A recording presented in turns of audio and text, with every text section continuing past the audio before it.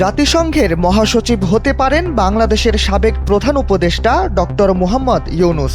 আগামী ৩১ ডিসেম্বর জাতিসংঘের বর্তমান মহাসচিব আন্তোনিও গুতেরেসের মেয়াদ শেষ হওয়ায় মহাসচিব পদের নির্বাচন নিয়ে বেশ আলোচনা তৈরি হয়েছে। সেই আলোচনাতেই স্থান পেয়েছেন শান্তিতে নোবেল বিজয়ী ডক্টর মুহাম্মদ ইউনুস। জানা গেছে, জাতিসংঘের মহাসচিব নির্বাচনে কারা প্রার্থী হতে পারবেন সেখানেই বিভিন্ন দেশের সাবেক রাষ্ট্রনেতা ও কূটনীতিকদের নামের পাশাপাশি অনানুষ্ঠানিকভাবে উঠে এসেছে ডক্টর মুহাম্মদ ইউনুসের নাম।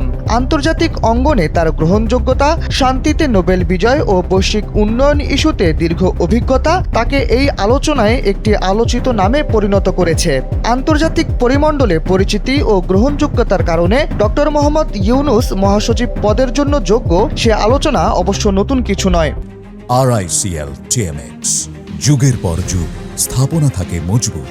তবে মহাসচিব নির্বাচিত হতে হলে কয়েকটি ধাপ পার করতে হয় প্রতিটি প্রার্থীকে। প্রথমত, এই পদে আসীন হতে হলে জাতিসংঘের নিরাপত্তা পরিষদের 5টি দেশের পূর্ণ সমর্থন প্রয়োজন। দ্বিতীয়ত, কোনো দেশের ভেটো থাকলে ওই ব্যক্তি আর মহাসচিব হতে পারবেন না। কূটনৈতিক বিশ্লেষকরা বলছেন, এবারের মহাসচিব নির্বাচনের আগে আঞ্চলিক ভারসাম্যের বিষয়টি বেশি প্রাধান্য পাবে। বিশ্লেষকরা বলছেন, জাতিসংঘের অলিখিত আঞ্চলিক রোটেশন নীতির আলোকে এবার লাতিন আমেরিকা ও আফ্রিকা মহাদেশ থেকেই মহাসচিব নির্বাচিত হওয়ার সম্ভাবনা বেশি।